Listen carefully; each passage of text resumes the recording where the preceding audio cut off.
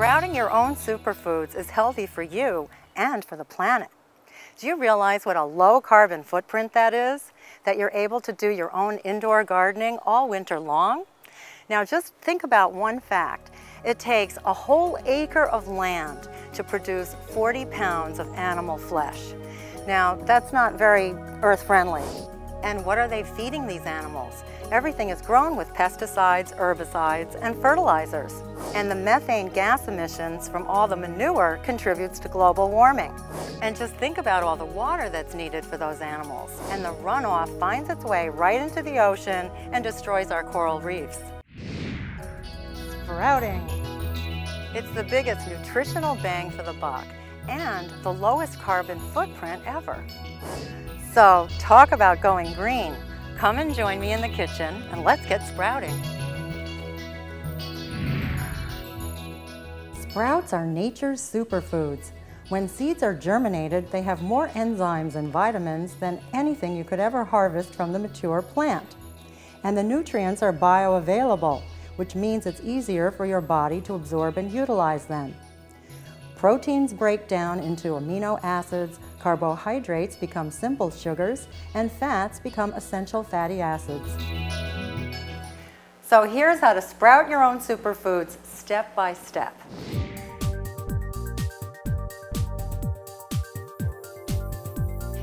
So after you've checked for stones and viability of all the seeds, you rinse them.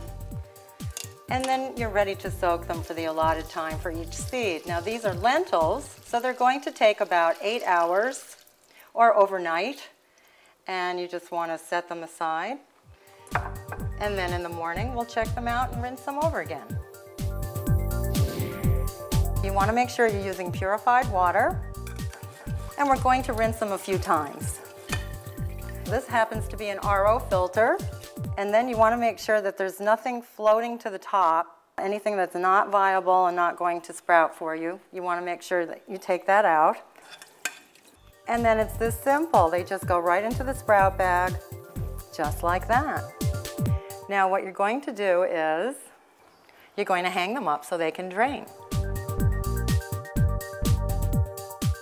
If you'd rather not have sprout bags hanging from your cupboards, or if you don't have handles on your cupboards, here's another great way to do it.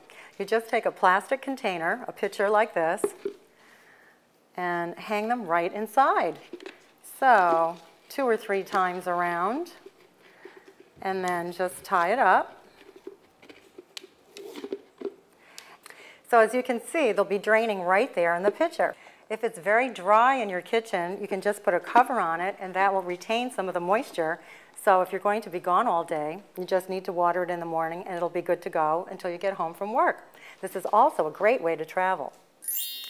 People often ask me, how many times a day do I rinse my sprouts? Well, you wake up in the morning and you brush your teeth and you remember, oh, it's time to rinse my sprouts. Then you go to work, you come home, 5, 6, 7 o'clock at night, it's time to rinse my sprouts. And then before you go to bed at night, it's time to rinse my sprouts. So all you have to do is untie them, take them over to the sink, and here again, we're going to rinse and drain the sprouts. So I like to let them sit for a few moments and just absorb some water. And it's that simple. You just do that a few times a day. And you'll watch them sprout right in front of your eyes. This is what they should look like at the time they're ready to be harvested. So you can see all of the tails are nice and creamy white. 3 days later, and we're ready for harvesting. This bag of mung beans was $3.50 for 15 ounces. We started with less than a quarter cup of mung beans. And again, this is the biggest nutritional bang for the buck. And here's what we get. A little over a cup of sprouts. Now that's pretty good. Check these guys out. Aren't they gorgeous? This is exactly how your sprouts should look. A nice creamy white color. Make sure that they're odor-free. They're not dry at the ends. They're not pink or moldy or discolored. That's a perfect sprout right there. And then you're ready to store them. Any kind of a container, Tupperware, glass container is fine. And you just tightly seal them and put them in the refrigerator. These guys should be good to go for up to 2 weeks. And remember, they're still growing right up until the time that you start crunching them. So these are truly raw, living foods.